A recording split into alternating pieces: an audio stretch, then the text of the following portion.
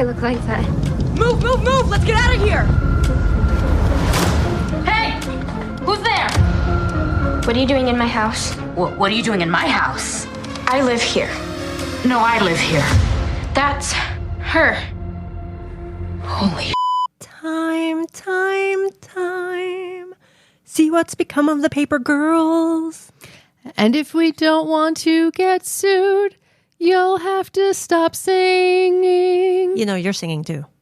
But anyway, hello and welcome to another episode of the Forever Fangirls podcast, where age is nothing but a number in life and in fandoms. I am Sheila Amato, and you can find me and my wife on our website at foreverfangirls.com. And I am Kimberly Amato, and you can also find us on Twitter, Facebook, and Instagram at ForeverFanPod. Same handle, 3 socials. We are your hosts, and we're glad you can join us. We are traveling back to our favorite decade, the 80s. Ha! Great music, questionable fashion. Shoulder pads are questionable. We all don't need to fly. And reviewing a show on Amazon Prime that is based on comics titled Paper Girls. Yes, so it is the live adaptation of the comic book, like Kimberly said, that ran from October 2015 through July 2019. So we'll be discussing a lot of plot points and themes that will spoil you if you have not seen the 8 episodes yet. So please pause us and then come back after you've seen the full season. Ooh. I had to bring back the 80s banter music. Well, you know, they were saying that it was like the female version of Stranger Things, but, you know, we'll see. Yeah, we'll get into that. But anyway, before we go into that, I just wanted to mention that we just came back from a wonderful whirlwind weekend at Acon Canada.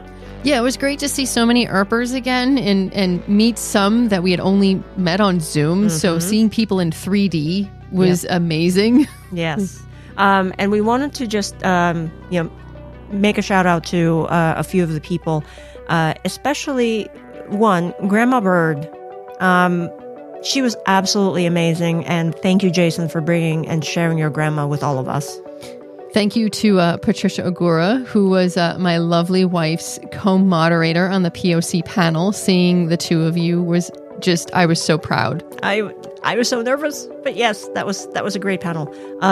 Also, speaking of panels, thank you to the AV staff of the panel room for helping us with sound and lighting.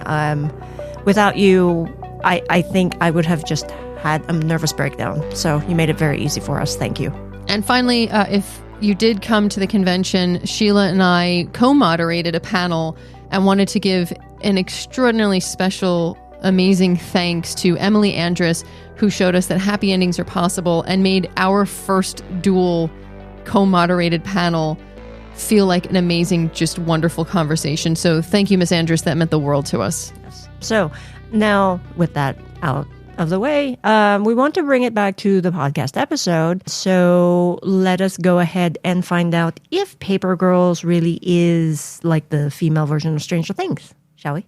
So here's a short summary from Amazon Prime. 4 young friends' paper routes are disrupted on Hell Day, 1988. Good year for music, by the way. When they unknowingly time travel to 2019. While searching for a way home, they clash with members of 2 time-jumping factions at war and must come face-to-face with their adult selves and learn how to work together to save the world. So there's the Underground, right? The 2 factions are the Underground members called the Standard Time Fighters, or STF for short. They combat the soldiers of the Old Watch, and so that's the other faction. They want to make sure that certain events remain the same. So the STF wants to disrupt certain events so that the Old Watch doesn't stay in power in the future. And before we jump into the good, as just a silly little tangent, every time they said the Old Watch, I kept thinking the Old Guard. Because we saw that movie with Great movie. Charlize Theron. Yes. But so we're jumping right into the good. And I have to admit, it's nostalgia for me. It's all the music, especially the Bangles. I loved the Bangles. I still do. I mean, you know, during the trailer when that song just came up. Hazy Shade of Winter. Yes. I'm like, oh my goodness. And I actually found that someone on Spotify curated like all of the music from the series. So I'm like, oh, and I was listening to that while I was writing. It's a great soundtrack. It is. I mean, it's like listening to Stranger Things. They've got their little playlists. Mm-hmm. It's great. It puts you in the mood. Of course, coming back from Acon, wherever we'd get into the elevator and they'd be playing like 80s music, and that's how you know you're old. No, 80s music. Music. I'm sorry, it's music. But it's like you always know you're old when the elevator is playing your music. But I just loved all the music. Yeah. The cast, I wasn't sure, because I said this to you when we started watching Stranger Things. I wasn't sure if I would be able to connect with it because of the age difference. And yet I found so many things that connected me to these young kids. Well, it's relatable, right? It is relatable, but the performances really, truly bring all of that to life in a way where you're completely sucked in. Yeah, and in one of the interviews with the creators, and we'll put the link in the show notes page, they were actually saying that they got lucky that they found actual 12-year-old girls to play 12-year-old girls. The reason why they had it in the comics was because they didn't think that it would translate very well, and so these 4 actresses were just phenomenal to me. Especially the actress that played KJ Branderman, Fenestraza, her character specifically, because her character, was trying to figure out her sexuality. It's also fascinating to me that and another thing that pulled me into the casting is when you have to find older versions and they have to play across from one another. You have to have, I wonder how much they worked with each other to figure out like what quirks or what like things they're going to have that's transferable, that gives you that continuity thread, because you really could see not just physical similarities, you could see the way they handle things, the way KJ walked up the stairs and just ripped the layer off, that's the mannerisms. The mannerisms were very similar to how KJ took the field hockey stick around. So there's a lot of little things like that. So that intrigued me, and it's things you don't necessarily pick up on right away, but as you continue watching it, you notice it and you're like, oh, okay. And that takes a lot. That's not easy to do. So the chemistry here is very good. Right. And like you said, we don't know if they spent time outside of the set to make sure that they had those things down. And I think that, if they did do that, it just added another layer, to the performances that just makes it so authentic. Normally, and I say normally when I see something like this, I expect it to be a little slower in the beginning because you expect it to take a lot of time to develop. Sometimes, and I've pointed this out to you, I'm very particular. And sometimes I'll be like, okay, it needs to be slow, but then it's really too slow. I didn't feel that way here. I felt the pacing was exactly what it should be. Right. And they gave it enough time in the beginning to like really introduce us to the characters, right? There are 4 of them. They're paper girls. They're doing their routes. And then, the action just starts right away. And so sometimes you would think that you would need the whole first episode to like get to know the characters, but you didn't in this case. They basically gave you some of the foundation and then just went off and delved into the story, which I thought really worked. Now, what I noticed and what I really liked, and please tell me if you felt the same way, they still developed everybody very well. Absolutely. But they did it almost like ocean waves, right? There was an ebb and flow to it. You had everything that kind of put you on edge. You had the old guard again, the old watch following them. And basically they're going to be killed. That's the understanding I got. They're going to be killed because if you are out of your timeline, your time slot, so to speak, you get wiped out. Yeah, it's a capital punishment. Yeah, because it's illegal to do time travel. Okay, cool. It felt like with the pressure of that, which created the tension, they couldn't sit still in one spot. They were trusting people that they didn't know, how could you trust these people? But they have to because they have no choice. So that adds tension. And then you're developing these individuals, not necessarily like a black and white A, B, C, D, E, F, G, but you're developing them within the tension and how they're reacting to it, which I liked better than here's an episode for character A, here's an episode for character B. I liked learning about them as it went. And that's a testament to the writing and the pacing. Yeah. To me, it was just the intricacy of when you meet new people, right? You're trying to feel them out, and it just really blended well with this. You know, you're trying to get to know the characters themselves, and then you're trying to figure out, okay, how is their relationship going to develop, juxtaposed against this whole time war thing going on. It was just so expertly woven. And I love that they're turning the rules of time travel on its head. See, I was going to say that. Well, the reason I bring that up, it was the psychology of it, meeting yourself, because you would always see yourself at a distance, right? They would say you could see yourself at a distance and you would see where your future self is. I loved that they let them talk, especially with Erin when she meets adult self. There's this disappointment, and it's so real because what you want as a kid, what you think you can do, and where you end up, because life happens, is fascinating. And to see the adult Erin trying to explain to younger Erin, and younger Erin is being judgmental because child, everything, you know, so much possibility. And adult Erin's like, you don't know what happened. You don't know what we've been through. And adult Erin doesn't want to say anything.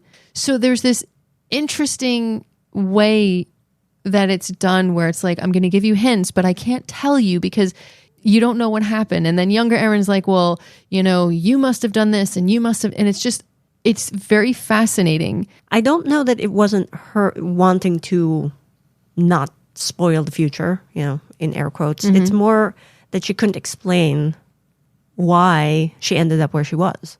The actual line, I think, is that happiness is a complicated topic, you know, when you're my age, when you're middle age. It's not like adult Erin wanted to end up the way she was.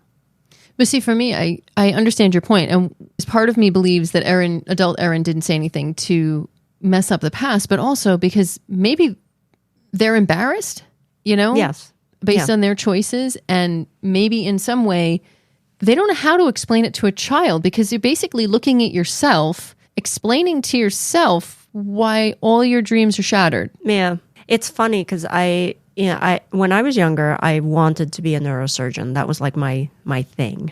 I wanted to get into, you know, brains and like massage it and all that good stuff. No, massage brains? What? No, I wanted to. I need a creepy sound here. Yes, I do not want to eat brains or anything like that. I wanted to be a neurosurgeon. I thought that the brain was just a fascinating thing. I wanted to learn about it. And like you said, life happened and it just took me in a different direction that I didn't think I would be in. And I ended up in a good place. Not where I thought I was going to be, but not bad at all. In fact, I kind of like where I ended up. So, okay, another good. Robot fighting. Battle bots. Robots activate. Hold on. I have to do this. Robots activate. Oh my goodness. I had to do that. All right. Well, there it made sense. Yes, but, okay. You know, that scene where the not as advanced robot piloted by adult Erin, that scene where she basically sacrifices herself so that the girls can get away. That was a very emotional scene. I actually cried at that. See, that's also interesting to me because we know in life we have no concept of when we expire. You know, that is one thing we're not conscious of. It could be tomorrow, it could be the next minute, whatever. It just happens when it happens, and that's it. In this case, younger Erin watched adult Erin die. So theoretically, we know, and as a human being, Erin knows when she expires.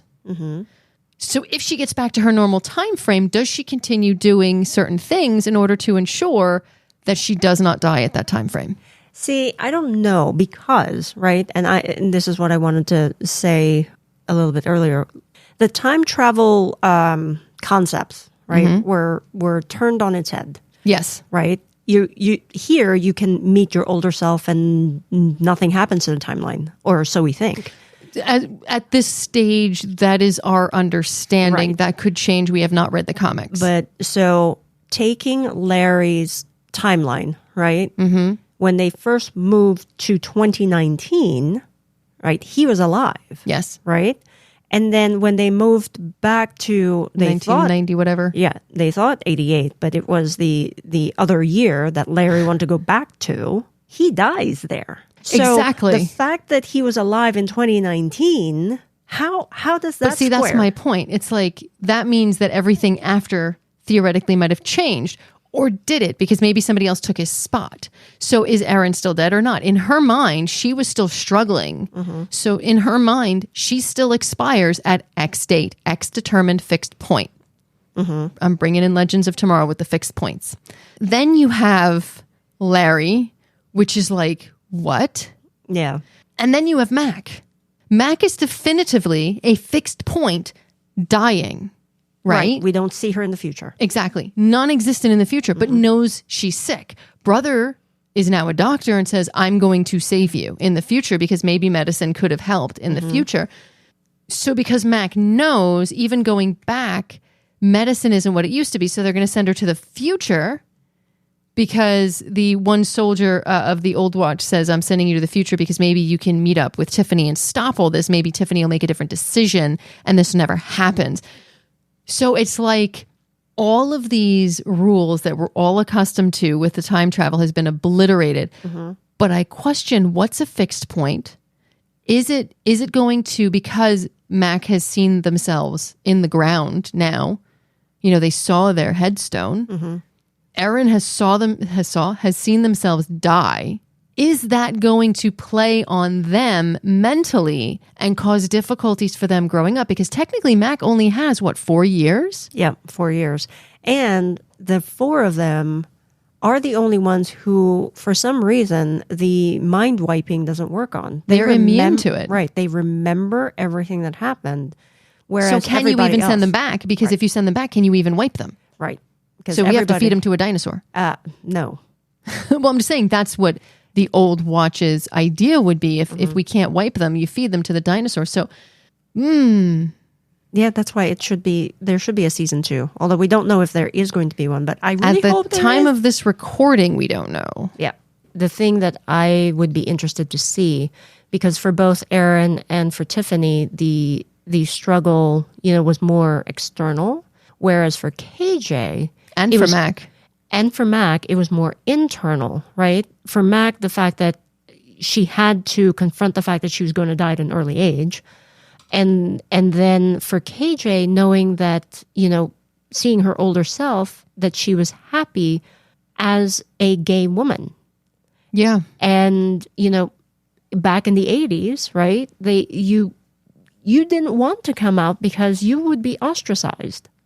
Yeah, it looking at the time frame, and I really wish I remembered what year it was, but I remember I looked at you and went, wow, that's kind of the time frame when I came out. Because Mac, the character's birthday, July 5th.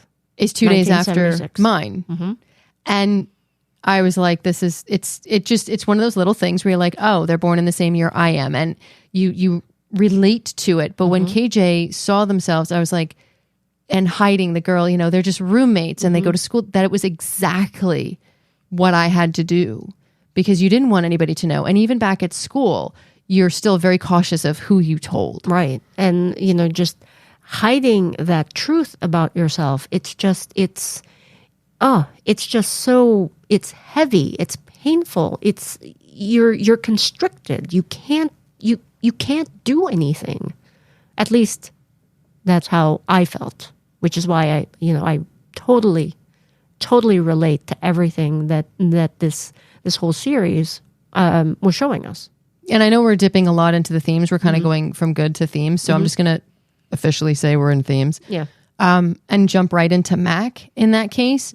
Because if you looked at Mac, the way they dealt with their death is the impetus for the stepmom to get clean. Yeah, for the brother And for the brother to straighten themselves out and get a degree and have a doctor and have a great life. So her death is the impetus for everyone else to be somewhat happy. Think about that. Even though technically the stepmother is not necessarily happy, I know that's like adult Erin says, it's very complicated, but look at it from Mac's perspective. Everybody else is sober and has money and is living life, and Mac is in the ground. Yeah. Because of their death, X, Y, and Z happen. And that has to really be very hard. Oh, yeah. That's just a mind bleep.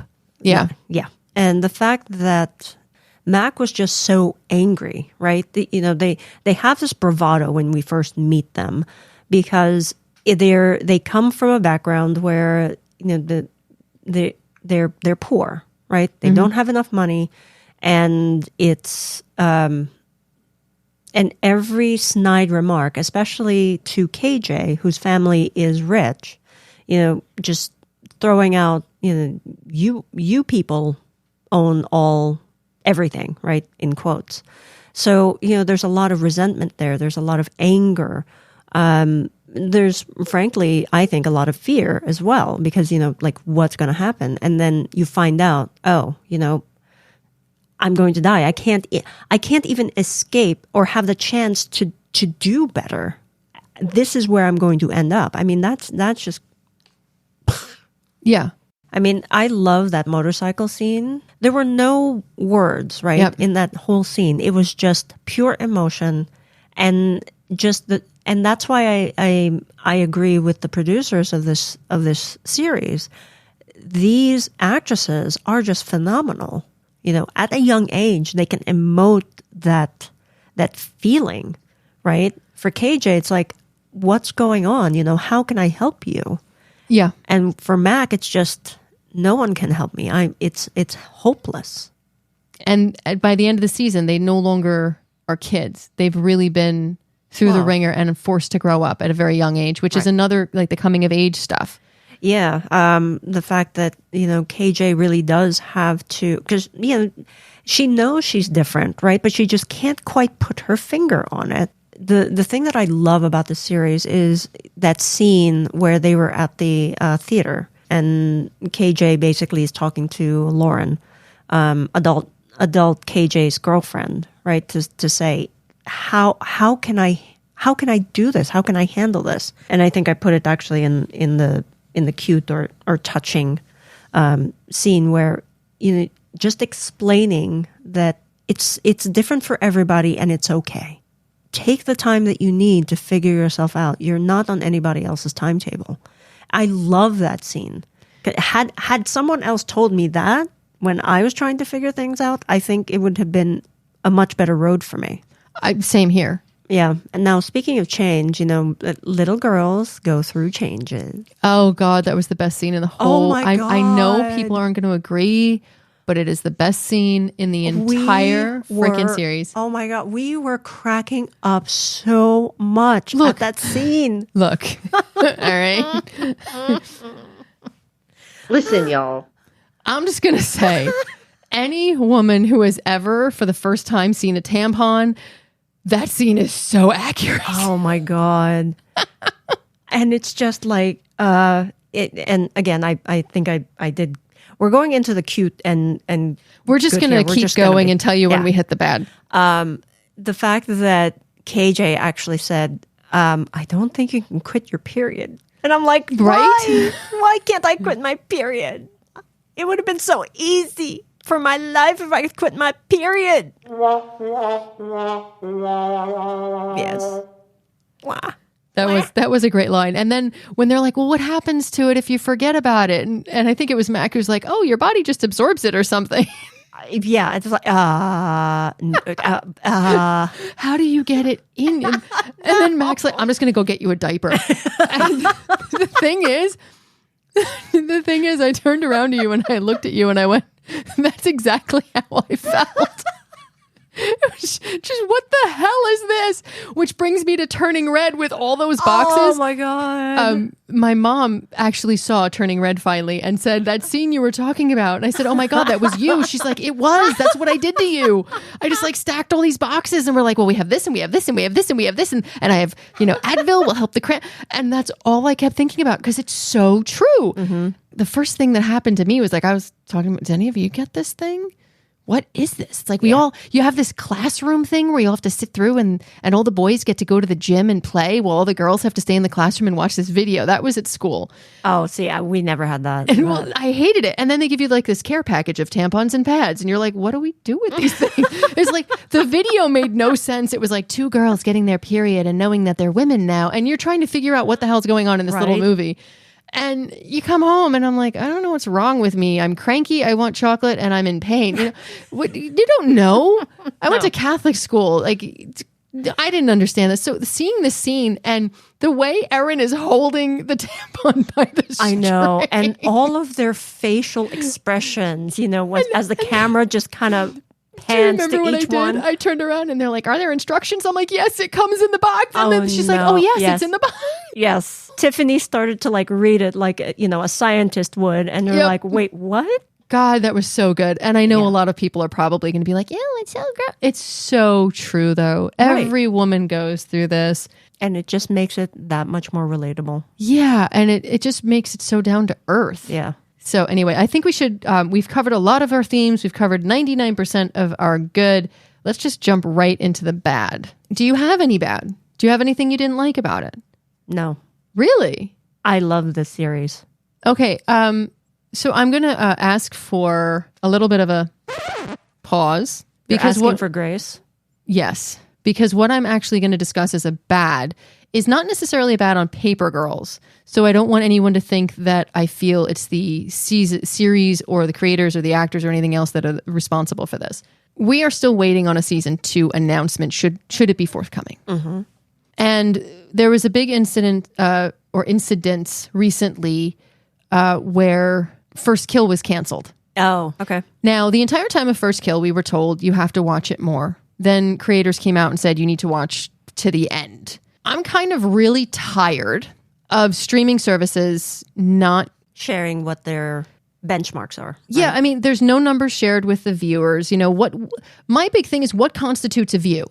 Are you looking for unique views of new people playing from new IP addresses and new computers or MAC addresses? Or are you looking for consistent fan base that's just going to watch it over and over and over and over and over again? Which one is it? If it's a mix of both, what benchmark for each? What do we need to get a second season here?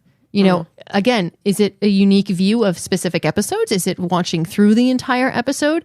Can you tell if somebody skipped around an episode and only watched say 5 minutes as they hit the fast forward button or clicked further on the bar to move it down? At this point, why are we allowing them to promote something for us to watch, get us interested in, just to cancel it?